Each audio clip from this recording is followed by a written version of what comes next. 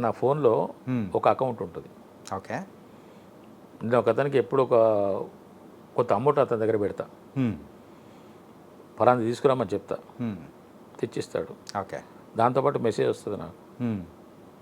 For example ఒక 1000 రూపాయలు minus 200 800 balance అట్లా పెట్టుకుంటా. కారణం ఏంటంటే సార్, డబ్బు విలువ నాకు తెలుసు.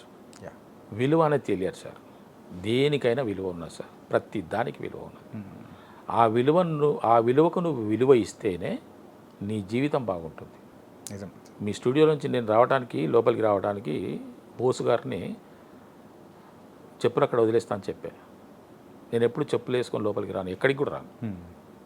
పర్లేదు సార్ లోపలికి రండి అన్నాడు. సరే, అది ఇటువంటి పరిస్థితులు అవసరమే కావచ్చు అని చెప్పేసి. అంటే చెప్పులు విప్పడం కూడా ఒక పద్ధతి సార్.